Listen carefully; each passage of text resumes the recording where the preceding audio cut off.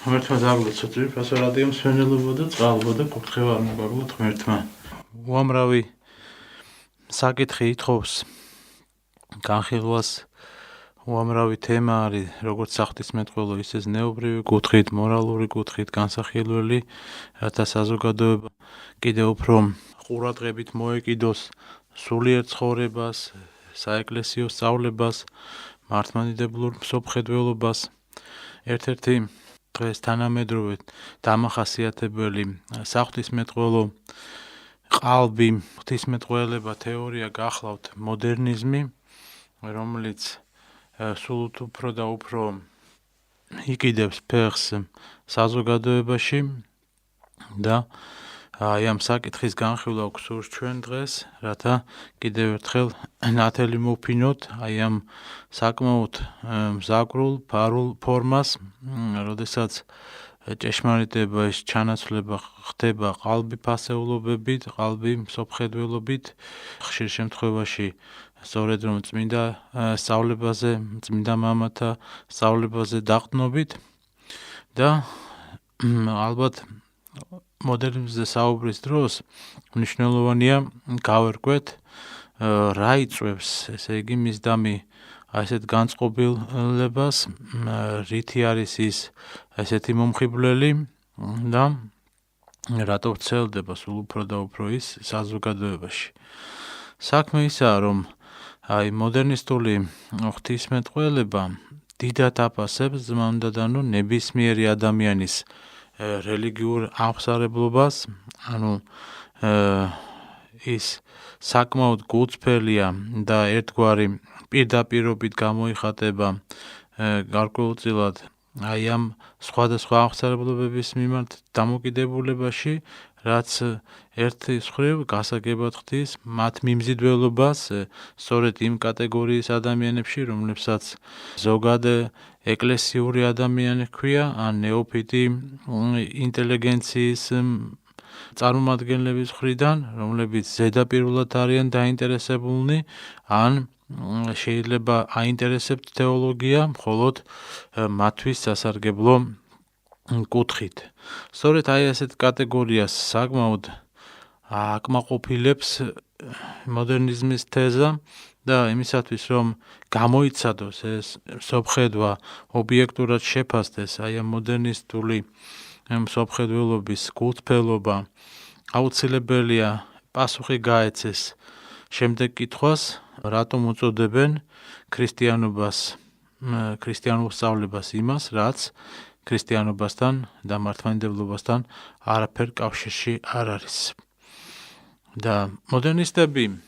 ხშირად აღიარებენ თავს ქრისტიანებად, მართლმადიდებლობათაც კი და ამით ცილებენ გარკვეულ ბრალდებას, სწორედ ეკლესიის მხრიდან გულისხმობთ მათდამი სამართლებრივ დამოკიდებულებას, სწორედ ეკლესიის კანონების მეშვეობით და ცფიერად მალავენ ხშირ შემთხვევაში თავის ნამდვილ სახეს, ფარულად ცდილობენ თავისი ცრუ შეხედულებების დამკვიდრებას და უნდა გითხრათ, რომ მსგავსი მეთოდი მოდერნიზმის გაჩენამდე დიდი ხნით ადრე გამოიყენებოდა, კერძოდ შიიზმში, სადაც აი ამ მეთოდს ერქვა კეტმანი. ეს ტერმინი ზმამდადანო კეტმანი ნიშნავს კეთილსინდისიერი სიცრუის ხელოვნებას. თავად აი ამ განმარტებიდან კარგად ჩანს თუ რა სამსახურს ემსახურება ის იმაში ნიშნავს, რომ აი ამ მეთოდის თანახმად ადამიანს შეიძლება და საშუალება ეძლევა დამალოს საკუთარი მწვალებლური ან ათეისტური შეხედულება და გარეგნულად კი აღიაროს ორთოდოქსია და მაგალითად ევროპაში პირველად აი ამ ტერმინზე მე-19 საუკუნის მორალისტები ალაპარაკდნენ, მაგალითად გობინო ესეთი მორალისტი გახდათ, რომელიც ამბობდა სწორედ აი ამ შიიზმის აი ამ მსოფლმხედვას კარგად იყენებდა უკვე დასავლურ რელიგიებში, იმავე საკეთებდა შემდეგ უკვე მე-20 საუკუნეში მწერალი მილოშუ, პოლონელი მწერალი, რომელიც სწორედ რომ აი ამ გობინოს მსოფლმხედვაზე იყო ორიენტირებული და ისინი ამბობენ ესეთ რამეს, რომ ჭეშმარიტი ამხსარებლობის მფლობელმა, ესე იგი, არ უნდა ჩაიგდოს საკუთარი თავი, ან ქონება, ღირსება საფრთხეში და სიბმავესა და უგუნურებაში მყოფთა გამო და მათთვის ვისი აი ამ მდგომარეობაში ყოფნა თავად ღმერთმა ინებაო. ანუ მათი აზრით არ უნდა განაცხადო ძმაუნდადანო საკუთარი მსოფლმხედვა, თუ ეს შესაძლებელია, მაგრამ არის ესე იგი გობინოს აზრით შემთხვევები, როდესაც დუმილი არ არის საკმარისი, როდესაც დუმილი აღიარებას ნიშნავს კიდეც და აი ამ დროს არ უნდა ვიყვაყმანოთ ბრძანებს ის, არა მარტო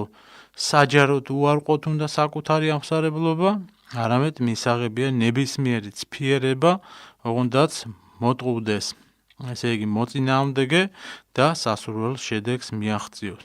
აღიარო ნებისმიერი სარწმუნოება შეგიძლია მათი მსოფლმხედვის თანახმად, რომელიც შეიძლება მოწინააღმდეგეს მოეწონოს, აღასრულო ნებისმიერი რიტუალი, რომელსაც მიიჩნევ უაზროდ შეიძლება შინაგანად, მოახდინო ფალსიფიცირება საკუთარი წიგნების, გამოიყენო ნებისმიერი საშუალება მიზნის მიღწევისათვის. ამრიგად მოიპოვებ რამ აი ამ უდიდეს სიამოვნებასო ბრძანებს გობინო და შენი დამსახურება ის იქნება, რომ შეინარჩუნე საკუთარი თავიც, მოყვასიც, ვინაიდან საფრთხეში არ ჩააგდე, ძვირფასი რწმენა და ურწმუნოებთან ამაზრზენი კონტაქტით და ბოლოს უწმნოს მოტყუებით და თავის სიბმავეში გამყარებით ის სულიერ სიღატაკესა და სამარცხვინო მდგომარეობაში ჩააგდე, რასაც იმსახურებს კიდეც. აი ესეთია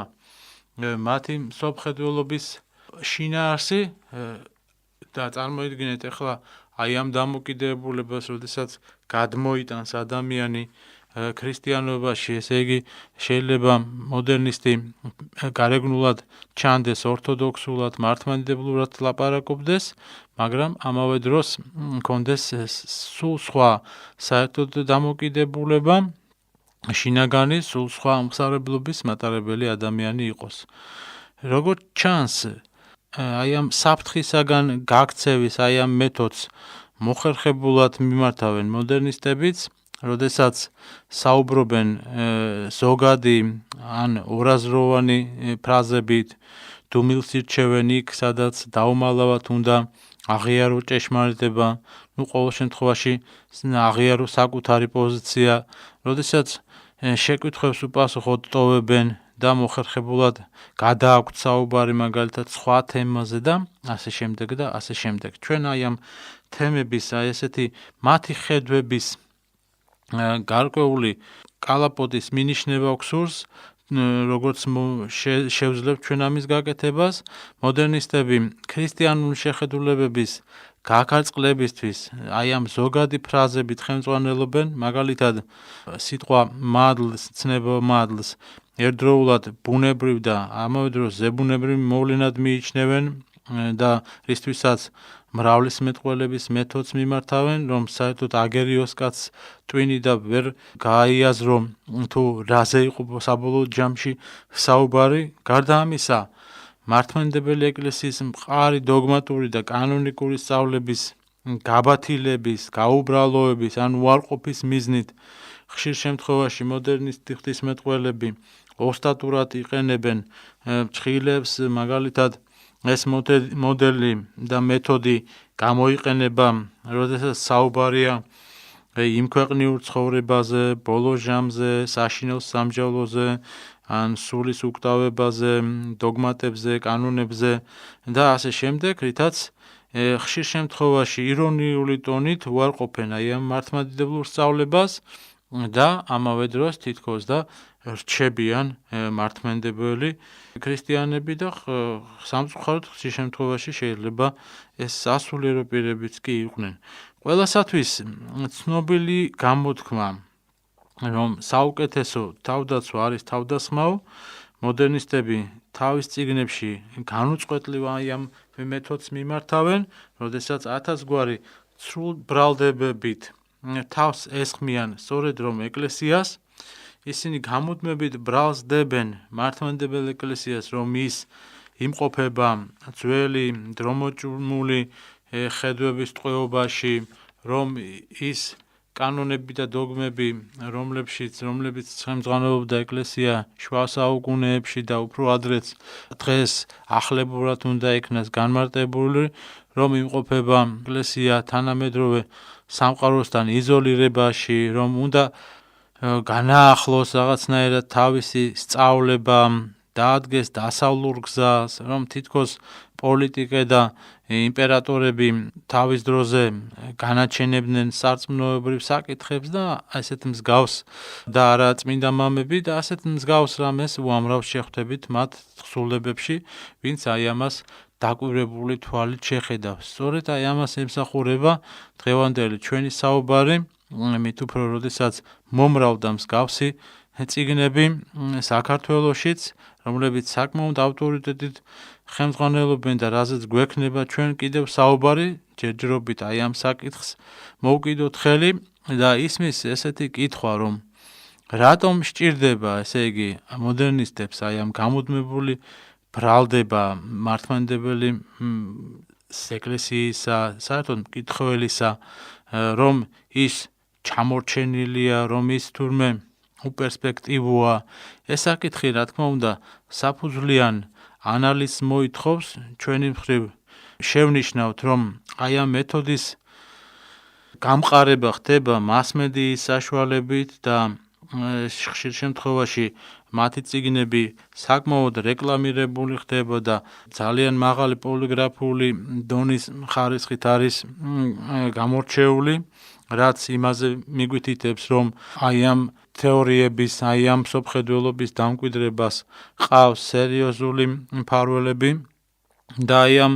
ფრაზების ესეთი ოსტატური გამოყენებით მკითხველს არ უჩნდება რაღაც ეჭვი, რომ ეს შეიძლება სიყალბე იყოს, იღებენ რა თავის თავზე უფლებასა და ინიციატივას, რომ თავად დასვან შეკითხვები და ბრალდებები მკითხველს თუ მსმენელს გარკვეული ფსიქოლოგიურად ისეთ ვითარებაში აყენებენ, რომ აიძულებენ დაინახონ მასში რაღაცა უფლებამოსილი, რაღაც ქარიზმატული ფიგურა, აი ამ შეიძლება ის იყოს კარგად ფლობდეს უცხო ენებს, ან ფილოსოფიას, რიტორიკას და ასე შემდეგ და აი ამ დროს, ესე იგი, ის მასწავლებლის ტონით გვესაუბრება, რომ ვითომ და სურს გამოასწოროს, ესე იგი, ეკლესიაში არსებული პრობლემები, რასაც ხშირ შემთხვევაში ამ დროს კარგად მუშაობს დასავლური განათლების ფონი, რეკლამირება და ეს რაც ჩამოვთვალეთ ჩვენის ორატორული ნიჭი და ასე შემდეგ, რომლითაც ეს ან ღია საუბრები, ან რაღაც ცოცხალი, როგორც თავად ხშირად იყენებენ მოდერნისტები აი ამ ტერმინს, რომ თითქოს და აცოცხლებენ რელიგიას თავისი ღვთისმეტყველებით და მსგავსი წნეხის შედეგად ძმა უნდა დანო მკითხველი თავს ნამდვილად რაღაც გამოუვალ მდგომარეობაში გრძნობს და იძულებული ხდება ამ ერთი შეხედვით ჩაკეტილი წრიდან კვლავ აი ამ თვითმარქვია ავტორიტეტებს და მათ იდეოლოგიას მიმართოს, ვინაიდან იქ ისე ოსტატურად არის წმინდა მამების სწავლების დამახინჯება შემოთავაზებული, რომ მკითხველს რჩება აზრი, რომ ეს არა თანამედროვე მოდერნისტი ავტორის, არამედ წმინდა მამის, ამა თუ იმ მამის ავტორიტეტული სიტყვა, რაც აბსოლუტური სიყალბეა, მაგრამ ძალიან ოსტატურად შემოთავაზებული და კიდევ ერთხელ ამყარებს საზოგადოებაში, ესე იგი, აი ამ გრევის საფუძვლების საშიშროებას და მცდელობას, რაც დედა ეკლესიას აქვს. ასევე ისინი ცდილობენ ნელ-ნელა მთლიანად მოიცვან ეს თანამედროვე ქრისტიანობის საინფორმაციო ველიც და აი ამ თავის ახალ ღვთისმეტყველებაზე გადასვლის ცდელობა, ახალი ტიპის ქრისტიანების ჩამოყალიბებაზე დიდი ზრუნვა მიმდინარეობს. ეს პროცესი კარგა ხანია დაწყებულია დასავლეთში და მართლმადიდებლობაში განსაკუთრებულ როლს აი ამ სტრატეგიაში თამაშობს ესე იგი წინააღმდეგობრივი სწავლების დანახვა და დათესვა, როგორც მოგახსენეთ, რომ თითქოს და მამების სწავლებაში არ არსებობდეს ერთიანი სარწმუნოებრივი ხედვა, თითქოს ერთი წმინდა მამის სწავლება ეწინააღმდეგება მეორეს ხედვას, ან პირდაპირ ხშირად აბრალებენ კიდეც ერესში ყოფნას წმინდა მამებს, რითაც მკითხველს გაურკვეველ რაღაც დეზორიენტირებულ მდგომარეობაში ამყოფებენ და აი ამ მდგომარეობაში და ეს სულისკვეთება ემსახურება აი ამ მოდერნისტების კიდევ ერთ ხედვასა და დამოკიდებულებას, რომ როდესაც ეკლესიის შესახებ საუბრობენ, იყენებენ აი ამ თეზას, რომ თითქოს და პირველ საუკუნეებში ეს ეხება ეპოქა, როდესაც დევნა და იყო და ჯერ კიდევ დოგმატები ჩამოყალიბებული ეს საეკლესიო მსოფლიო საეკლესიო ეკრიბებზე არ იყო, აი ამ ეპოქას ეხმიანებიან, რათა ამით დაანახონ მკითხველს, რომ თანამედროვე მართლმადიდებელ ეკლესიაში ყველაფერი თავიდან სულ სხვაგვარად იყო და ვითარდებოდა, ვიდრე ეს იყო ძველ ეკლესიაში, რომ არავითარი დოგმები და კანონები თავიდან თითქოს და არ არსებობდა, რაც არის აბსოლუტური სიყალბე და ეს არის პირდაპირ უნდა ითქვას პროტესტანტული მიდგომა, ამავე დროს მიგვითითებენ რა არ არსებულ, ესე იგი ავტორიტეტებსა და ვითარებაზე მკითხველს აი ამ ილუზიურ გამოსავალს სთავაზობენ, რომ მხოლოდ თვითონ არიან, ესე იგი აი ამ ობიექტური მასწავლებლები ჭეშმარიტებისა, რომ აი ამ სიბნელიდან, რომელშიც ჩააგდო ისინი თურმე წმინდა მამებმა განსაკუთრებულად ორთოდოქსულად, ესე იგი დოგმატურად მოაზროვნე წმინდა მამებმა, რომელმაც ჩამოაყალიბეს ეს მყარი საღვთისმეტყველო პოზიცია და აი ამ ერთგვარი სვეტური მისტიციზმის გამოყენებით, რომელიც დღეს ძალიან აქტუალურია, გულისხმობთ იმას, რომ თანამედროვე ადამიანი და კიდევ უფრო განვარტავთ ამ საკითხს, ისეთ ღვთისმეტყველებს ენდობა, რომლებიც ხშირ შემთხვევაში არ გამოირჩევიან დიდი ზნეობრივი ცხოვრებით, ან რომ იტყვიან სერაფიმ როუს აქვს ესეთი გამოთქვა, რომ რუსულ ტერმინს გამოვიყენებ ბოგოსლოვის სიგარაი, აი ესეთი რამ იყო, ესე იგი მე-20 საუკუნეში მის ეპოქაში მიღებული, რომელიც თანამედროვე სამყარო ძალიან პოზიტიურად უყურებს და რომელზეც გვექნება ჩვენ კიდევ საუბარი, ეს ახასიათებს აბსოლუტურად ყველა მოდერნისტს, აუცილებელ იდეოლოგიურ საშუალებად მიიჩნევა თავისი მიზნის მიღწევისა და მკითხველისათვის ესეთი ცთუნების შემოგდება და კიდევ ერთი მეთოდი არსებობს აი ამ საქმისთვის, ამას ზომბირების მეთოდი ეწოდება, კივარკი ძმა უნდა დანო, ეხლავე მოგახსენეთ თუ რაშია საქმე, იმისათვის რომ მიიღონ მაგალითად სასურველი შედეგი აი ამ კივარკის, ესე იგი თანახმად, არა მარტო უნდა განაშორო ადამიანი ჩვეულ სამყაროს, არამედ მიზანმიმართულად და ტოტალურად, ესე იგი უნდა შეიცვალოს რეალური სამყარო უცნაური, ესე იგი ხშირ შემთხვევაში ფანტასტიკური სამყაროთი, არარეალური სამყაროთი და აი ამ მეთოდის ფარგლებში მიმდინარეობს დროით მანიპულირება, აი მაგალითად იმისათვის რომ ადამიანმა დაკარგოს დროის შეგრძნება, ამას ხშირ შემთხვევაში პატიმრებთან მიმართებაში იყენებდნენ, რათა გაენადგურებინათ ადამიანი ფსიქოლოგიურად და ხშირ შემთხვევაში მაგალითად ზღვარს აი ამ დღესა და ღამეს შორის ძალიან ისე ოსტატურად ურევდნენ, რომ ადამიანი ვერ მივხვდარიყო დღე იყო თუ ღამე, ან იყო ესეთი შემთხვევები ამ მეთოდის გამოყენების დროს, როდესაც საკვებს უფრო ადრე აძლევდნენ მაგალითად დილით და იქვე 10 წუთში შეიძლება მიეწოდებინათ ვახშამიც, რათა აი ეს დამოკიდებულებაც არეულიყო მათში, ან იყო ესეთი მცდელობებიც, რომ საათი წინ ან უკან გადაეწიათ და ამას იმიტომ ვამბობ ძმამ და დანუ, რომ მსგავსი მეთოდების გამოყენება ოღონდ რა თქმა უნდა საღვთისმეტყველო ჭრილში მოდერნისტების ღვთისმეტყველებაში აშკარად შეინიშნება, განსაკუთრებით ეს ეხება ესქატოლოგიურ სწავლებასა და ზოგადად დროის მისტიკას, როდესაც ისინი ეხებიან, აქ ვხედავთ მათ ნაშრომებში აბსოლუტურ არა მართლმადიდებლურ სოფხედვას, რასაც ქვია ესქატოლოგიურ სწავლების მიმართ, ანუ ბოლო ჟამის შესახებ სწავლების მიმართ, ჩვენ თამამად შეგვიძლია განვაცხადოთ, რომ მოდერნიზმი არის ურწმუნოება გაფორმებული საღვთისმეტყველო ტერმინებით. ცხადია, ჩვენ გულისხმობთ იმას, რომ მოდერნიზმი არა ღვთაებრივი, არამედ ადამიანური სწავლებაა, ანუ იდეოლოგია, რომელიც მხოლოდ ამქვეყნიური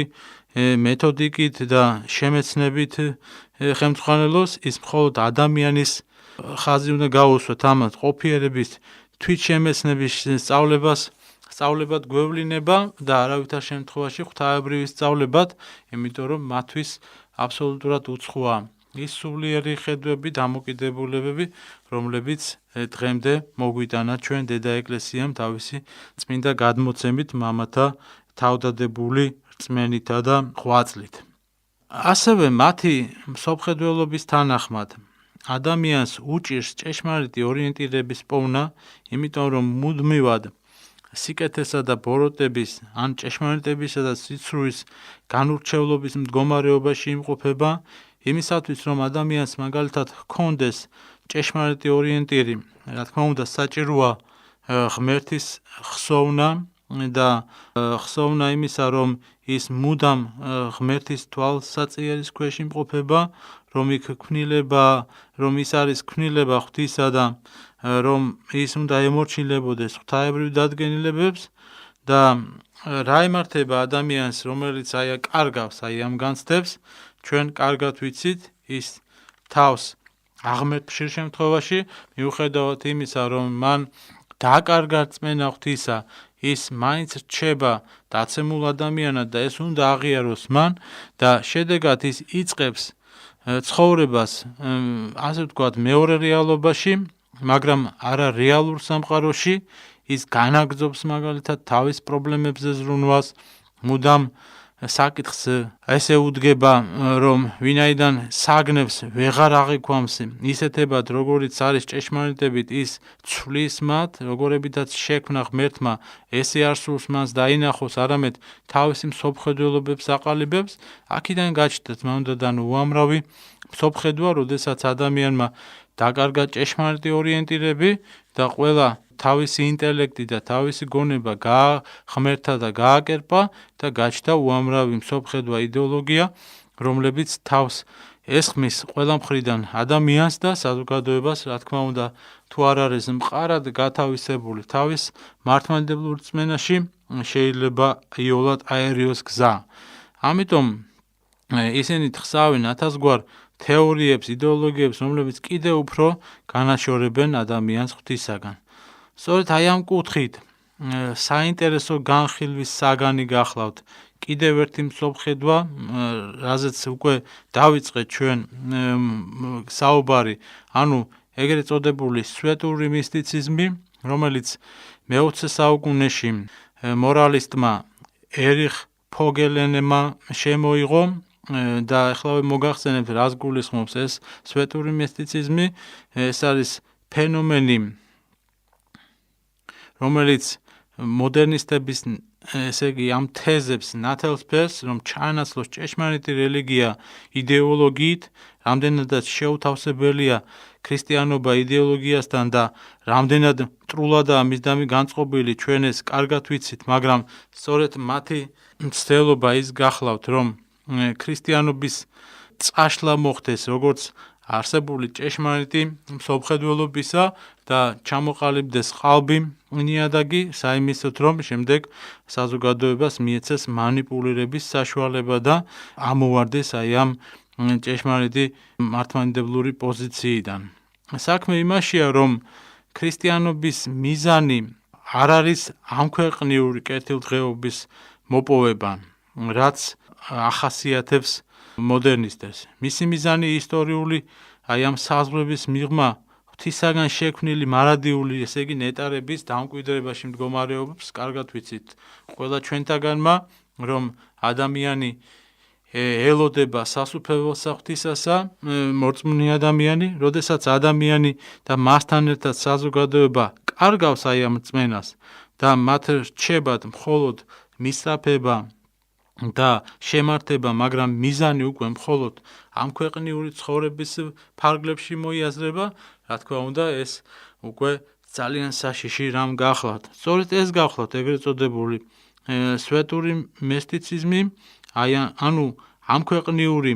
ესქატოლოგია, ასე ვთქვათ, როდესაც ბოლო ჟამის ცნება, აი ამ ქვეყნიურ ჭრილში განიხილება და არა ისე როგორც ამას გვასწავლიდა ჩვენ წმინდა წერილი და წმინდა მამები. აი წავიკითხოთ პეტრე მოციქულის ეპისტოლიდან, ხოლო მოიწიოს დღე იგი უფლისა, ვითარცა პარავი ღამისა, რომელსაც შინა ცანი მძაფრია წარხდნენ და წესნი იგი დაიწუნენ და დაზველნენ და ქვეყანაი და მასა შინა საქმენი დაიწუნენ. ესე იგი, პეტრე მოციქული გვასწავლეს ჩვენ ყოველივე აი ამ ქვეყნიური აუცილებლად დასასრული ექნება ყოველივე ამ ქვეყნებას და დაიწვება და განადგურდება და შეიქმნება ახალიცა და ახალი მიწა, რაც ნაუწყებია წმინდა წერილში, მაგრამ ჩვენ ვხედავთ, რომ აბსოლუტურად სხვაგვარად აზროვნებენ თანამედროვე მოდერნისტები. მოდერნისტების ამგვარი ხშირ შემთხვევაში გნოსტიკური რწმენა, თავისებური მისტერიულობით გამორჩეული, რომ ვინაიდან აი ამ მისტიციზმში მხოლოდ ადამიანისთვის არის ადგილი და არავითარ შემთხვევაში ღვთისთვის და აი ამ სვეტური მისტიციზმი აბრუებს ადამიანს მანდანო მიწიერით, ბიწიერით, ამ ქვეყნიური პროგრესით, რითაც ქმნის, აი როგორც მოვახსენეთ, მეორე რეალობას. ეს კი მეორე რეალობა კი არის დემონური სამყარო, უტოპიური სამყარო, რომელიც არა ღმერთმა, არამედ ადამიანმა შექმნა, რა თქმა უნდა,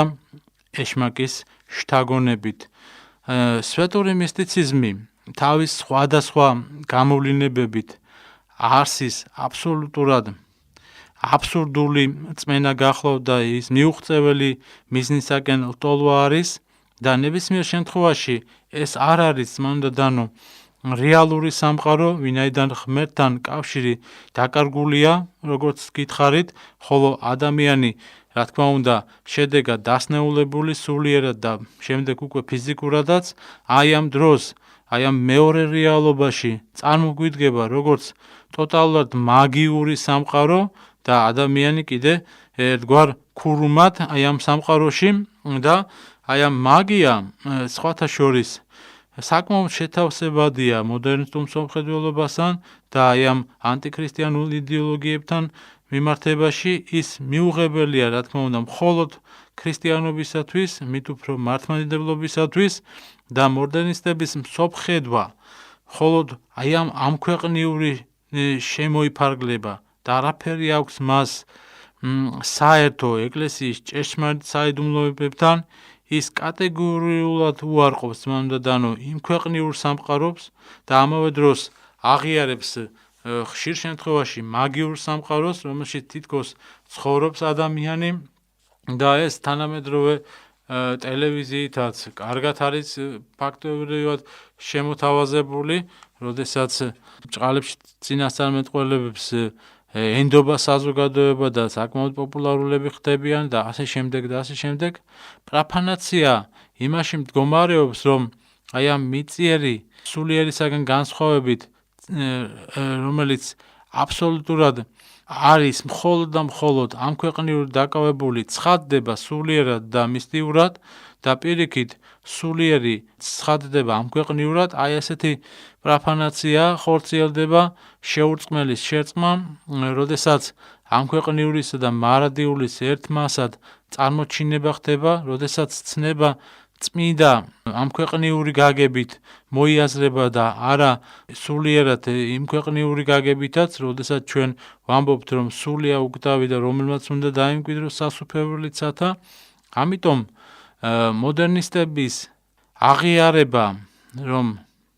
თავად სამყაროს არაბუნებრიობაში, სასწაულებრივობაში და არა თავი თვისით ღვთის სასწაულებს აღიარებენ, არამედ სწორედ რომ აი ამ ქვეყნიურ მოვლენებს ისინი მიიჩნევენ სასწაულებად, მოდერნისტებს სწამთ ძმა უნდა დანო, რომ სამყაროს ღვთაებრიობისა და გონიერების ასეთი ერეტიკული ხედვა არსებობს, ანუ ისინი ამბობენ, რომ თავად მატერია არის ფაქტობრივად ღმერთი და მათი აზრით ქრისტიანობამ უწოდა აი ამ მატერიას ქრისტე. და ეს კიდევ უფრო მეტ განხილვას ითხოვს, რა თქმა უნდა, ჩვენ შევეცდებით ამის გაკეთებას. დასკვნის სახით კიდევ ვიტყვით, რომ აი ამ სვეტური მისტიციზმის ყველა მოდერნისტმა შეიძლება ბევრი ილაპარაკოს ღვთისმეტყველებაზე, დროის მისტიურობაზე, მაგრამ ვერ ისაუბრებენ მარადიულობაზე, იმიტომ რომ თავისი ამქვეყნიური გამოცდილებით ხელმძღვანელობენ თანამედროვე მიდგომებით, რომლითაც ამაყობენ მოდერნისტები და რა თქმა უნდა, რითაც ვერ წვდებიან მარადიულობას. ამრიგად, აი ამ მოდერნისტების სწავლებით უმაღლესი ფასეულობა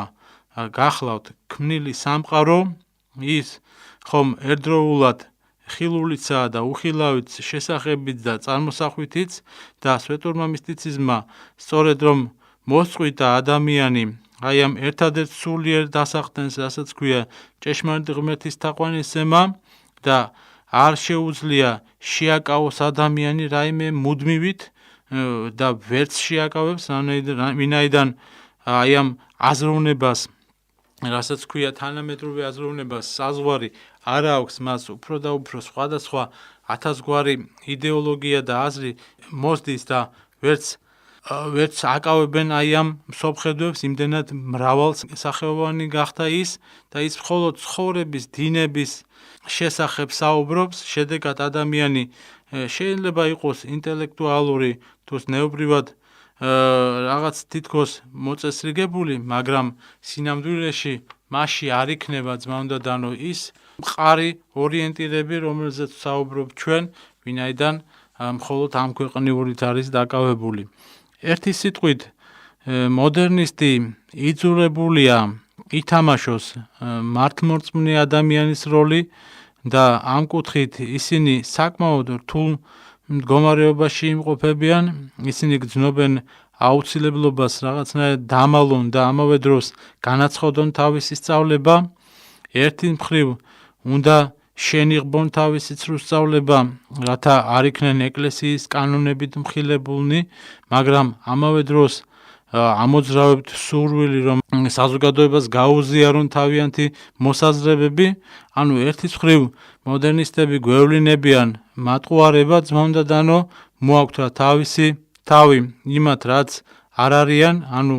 მართლმადიდებლებად რაც არ არიან, ხოლო მეორე მხრივ ისინი სისწრის მასწავლებლებად გვევლინებიან. ამრიგად ნათელია, რომ მოდერნიზმს როგორც ნებისმიერ იდეოლოგიას და მსოფლხედვას ორი მხარი აქვს, ის ვალდებულებას გრძნობს იქადაგოს ურწმუნოება და ამავე დროს შენიღბოს და დამალოს ის ქრისტიანობით. მოდერნიზმი ცდილობს, ძმა უნდა დანო, აამოს თანამედროვე ადამიანს, მოასმენინოს ის, რაც მას სურს მოისმინოს, ანუ მხოლოდ ამქვეყნიური სიამოვნების ფარგლებში, რომ ცოდვა ნორმალური მოვლენაა, რომ მის გამო არ დაისჯება ადამიანი და ასე შემდეგ და ასე შემდეგ. ამავე დროს მოდერნისტების ამოცანა მართლმადიდებლებისაგან დამალონ ის, რიცი მოსმენაც არ სურთ და საამისოდ ისინი ხან ერთს, ხან მეორე მეთოდს თუ იდეოლოგიას იყენებენ, ზოგიერთი განვიხილეთ კიდეც დღეს ჩვენ და საბოლოო ჯამში ისინი არა მარტო უარყოფენ ჭეშმარიტ სარწმუნოებას, არამედ მის ნაცვლად ქმნიან თავის კვაზი რელიგიას. ჩვენი მხრივ უნდა შევამზადოთ მართლმადიდებლური სტრატეგია მათი სწავლების მხილების მიზნით და გაბათილების მიზნით, იმიტომ რომ მათ გააჩნიათ ეს სტრატეგია და ჩვენს თავისებურად უნდა დავიცვათ თავი მსგავსი შემოტევებისაგან. მათი მხილებას გარკვეულწილად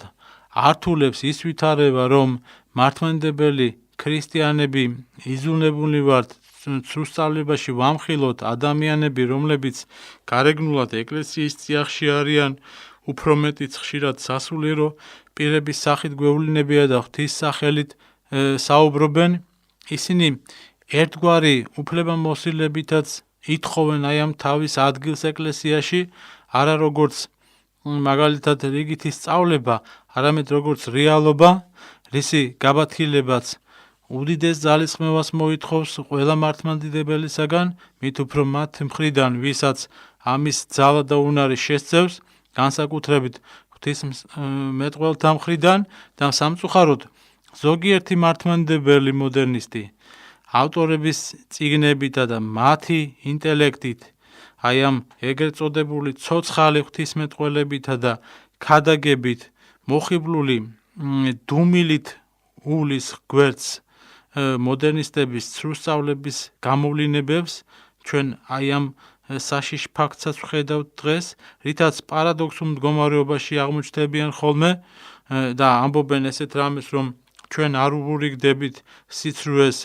ამიტომ არ გვსურს დავინახოთ ის მათ თხზულებებში, ესე იგი მცდარი შეხედულებები და არამართლმადიდებლური და ამიტომ არ ვამხელთ მას ყველას წინაშე. ეს არის ერთგვარი კაპიტულაცია, როდესაც ადამიანი ტკბება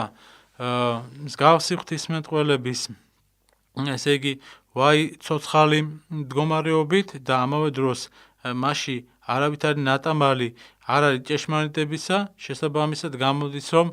ასეთი ადამიანი მხოლოდ თავის ინტელექტუალურ მისწრაფებებს იკმაყოფილებს, თავისთვის, ესე იგი, კმაყოფილი რჩება თვითკმა ადამიანი, რომელისთვისაც აბსოლუტურად უცხოა ჭეშმარიტება. ამიტომ პირველ რიგში მოდერნისტებს არ უნდა დაუჯეროთ და არ მივიღოთ მათი განმარტებები, შეფასებები, როგორც რაღაც უფლებამოსილელი ავტორიტეტული სიტყვა, მაგრამ ეს საკმაოდ რთული საკითხი გახლავთ, ეს მხოლოდ სრუსწავლების უარყოფის მოქმედება, ჩვენ უნდა ვიბრძოლოთ მათი მოდერნისტების, ესე იგი კონკრეტულ გამოვლინებების, პიროვნებების სახით, რათა მოდერნისტებს თანამედროვე სამყაროში არ მიეცეთ ეს შესაძლებლობა, რომ მოახვიონ საზოგადოებას და ეკლესიას თავისი დიდი სიცრუე და აი ამ კუთხით მართლმადიდებელი საზოგადოებამ ძალიან ბევრი უნდა ვიმუშაოთ, ცხადია სასულიერო პირებს უფრო მეტი მოგვეთხოვება, რათა მრევლს გავაგებინოთ აი ეს პოზიცია, მიუხედავად იმისა, რომ საკმაოდ რთულია უბრალო ადამიანისთვის ამ ყოველივესი გაგება, მაგრამ საფრთხე სწორედ იმაში მდგომარეობს, რომ ეს შემოთავაზება, რომელიც არის აბსოლუტურად ყალბი და მეუღებელი მართლმადიდებლობისთვის, სწორედ რომ უბრალო ხალხზე არის გათვლილი და მეტწილად არა კომპეტენტურ საზოგადოებაზე, რითაც იოლად ხიბლავენ საზოგადოებას თავისი მჭერმეტყველებით თუ რიტორიკით თუ დასავლური განათლებით და ეს არის საფრთხე, რომელსაც ეკლესიამ უნდა შეებრძოლოს და დაამარცხოს და ესეც იქნება, ვინაიდან ბჭენი ჯოჯოხეთისანი ვერ ერეოდიან მას. ღმერთმა დაგლოცო ძმამდადანო და გაგვაძლიეროს მტკიცე რწმენა მოგცეს ჩვენი უცდომელი სარწმუნოებისა. ამინ.